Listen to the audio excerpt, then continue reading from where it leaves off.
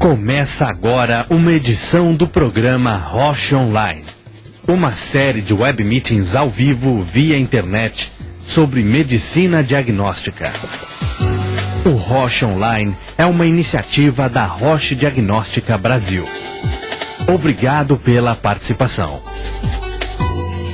Assim que agradecemos a presença de todos, temos um contato para alguma dúvida, temos as perguntas também que podem chegar no site. Vamos ver se tem alguma pergunta por aqui. Bom, algumas perguntas aí. A primeira, da Mariana. A Mariana nos pergunta sobre o trauma crânioencefálico. Um paciente com trauma crânioencefálico. Após todo o protocolo para o trauma crânioencefálico já realizado, o lactato persistir alto, como devo proceder? Bom, Mariana, não é só no trauma crânioencefálico. Bastante atenção, porque os níveis medidos e os nossos pontos de corte valem para todas as urgências, inclusive as descompensações de doenças crônicas. Esse é o mais importante. No trauma crânioencefálico em especial, temos um mecanismo que vai ser a geração de hiperglicemia bastante grave. Temos pacientes que podem chegar a 600 de glicose. E aí, pelo mecanismo fisiológico, já conseguimos entender que existe, por quebra, produção de lactato advinda dessa glicemia extremamente aumentada. Pode ser que sua curva de lactato caia um pouco mais lentamente. Atenção para 6 horas. Em 6 horas você tem que ser capaz de limpar 10% desses valores. Mesmo que você tenha um paciente, por exemplo, com 9 de lactato, se ele apresentar 5 de lactato 6 horas depois, é mais que 10% do valor inicial. Ainda não é o seu ponto de corte de 3,2.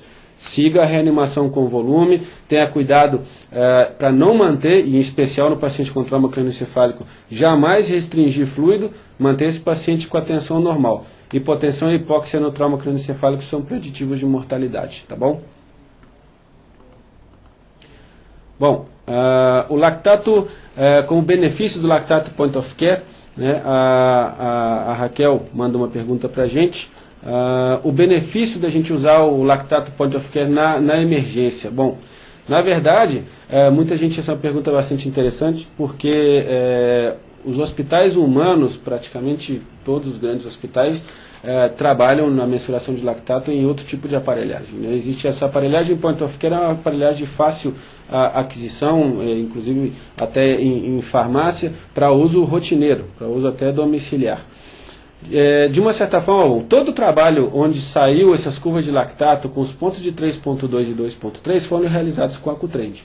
Então, o mais importante não é o aparelho que a gente está utilizando, e sim de onde saíram as curvas e de onde saíram os níveis de consenso que trabalhamos nas nossas curvas. E, especialmente, nesse trabalho foi utilizado unicamente o AcuTrend lactato como aparelho de referência. A partir daí, acredito que seja até necessário a utilização exclusiva dele, já que a partir dele saíram esses números.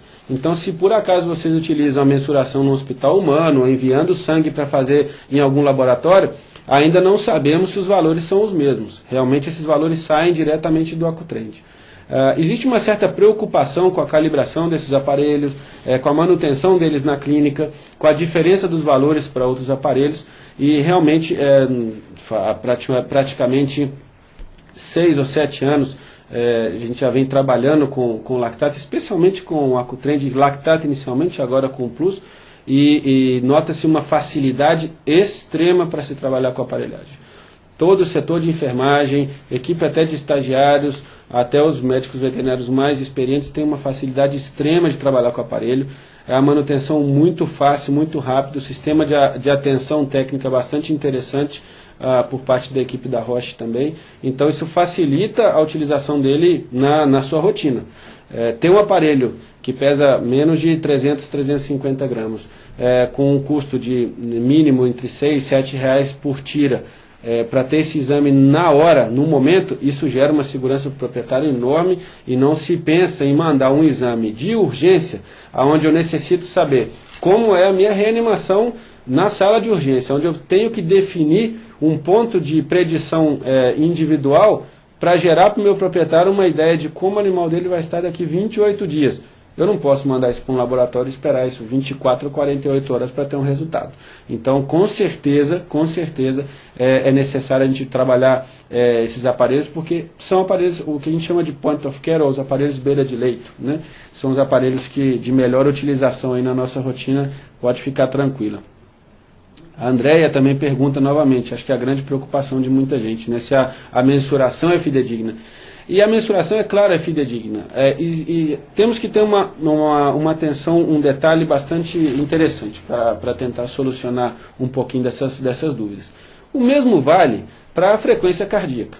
Se tomamos a medida de frequência cardíaca com vários medidores, com várias pessoas diferentes, em momentos diferentes do meu paciente, eu vou obter valores que vão variar dentro de um rango fisiológico.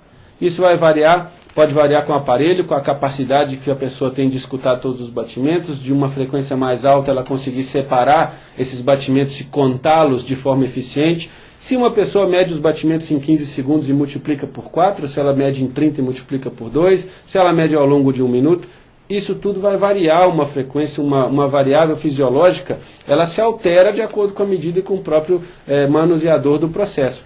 No caso daqui do lactato, isso não é diferente. Então, obviamente, pode-se ter alguma diferença mínima do que se mede em aparelhos de laboratório, onde, obviamente, existe um controle de calibração muito mais eficiente do que um aparelho que é mantido para uso comum nas clínicas. Mas, de novo, reitero que o mais importante é que os valores que temos hoje para cães, né, e para gatos foram baseados no sistema Point of Care.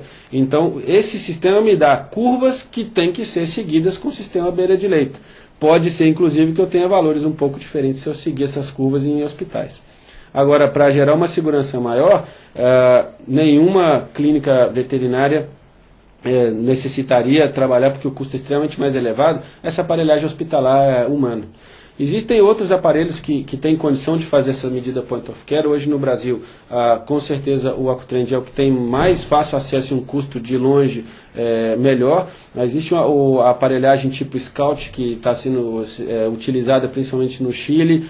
Existe o iStat, que é o aparelho que faz gasometria também, mede com discos, glicose, ureia, hemoglobina. Nos discos novos também apresenta a medida de lactato. São todos beira de leito. Infelizmente não posso comentar muito sobre o que é a curva com esses aparelhos, porque não foi o tipo de aparelhagem que a gente trabalhou.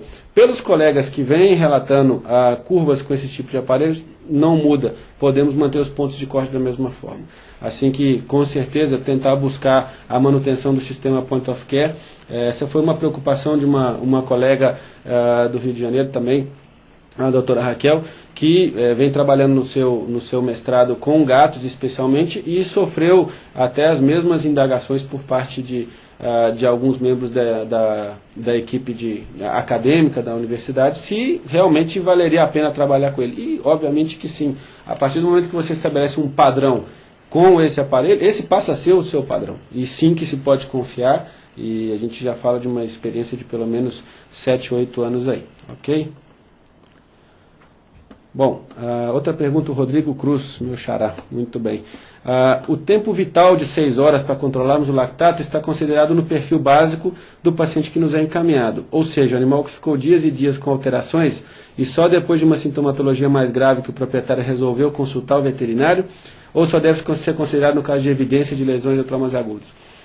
Xará, a sua pergunta é espetacular, porque na verdade ela nos deixa sem resposta, né? A grande questão é que quando você fala em 6 horas, é desde a lesão inicial. E esse é um grande problema da veterinária, verdade? Assim que a gente nota que o seguinte, temos um tempo muito mais curto do que esse em muitas situações. Quando se fala de trauma é mais fácil. Dificilmente um paciente sofre um trauma grave e o proprietário demora mais de 6 horas para levar esse paciente para a clínica.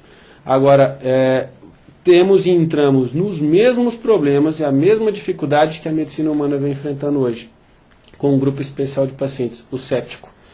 O paciente séptico é um paciente que não é levado a sério, é um paciente que não é tomado como urgente hoje.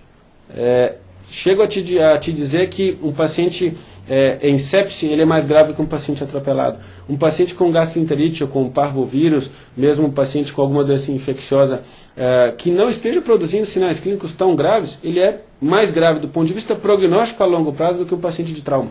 Sabe por quê?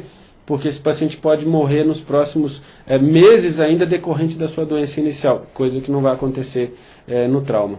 Então, extremamente importante a sua pergunta, porque os trabalhos, principalmente de clareamento de lactato, e os trabalhos de terapia baseada em metas do Dr. Rivers são todos baseados no tempo inicial da lesão. Se você não tem histórico clínico, não sabe há quanto tempo aquele paciente está mal ou ele está alterado, considera-se que já são mais que 6 horas. Podemos fazer alguma coisa? Não.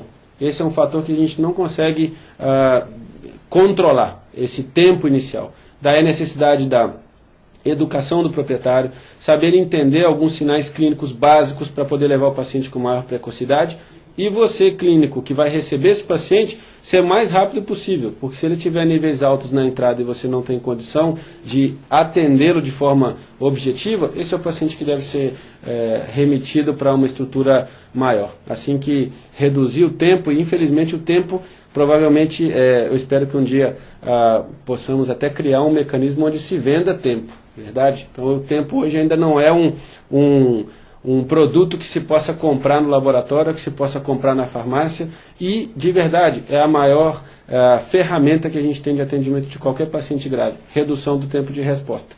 Para isso, sugerimos justamente uma medida que, de forma mais precoce possível, nos dá a ideia de que a perfusão vá mal lá dentro da microcirculação. Essa é a intenção, reduzir o tempo de atenção primária. Ok? Rodrigo, ele congratula a equipe toda pela palestra, a gente que agradece pela permanência de vocês aí no ar. Bom, Paulo Leal, meu amigo Paulo, do Rio de Janeiro, do CTI Veterinário, obrigado, Paulo, por ter acompanhado a gente aqui. Ele comenta que no atendimento de trauma e no choque hemorrágico com necessidade de transfusão, qual protocolos para medidas do lactato.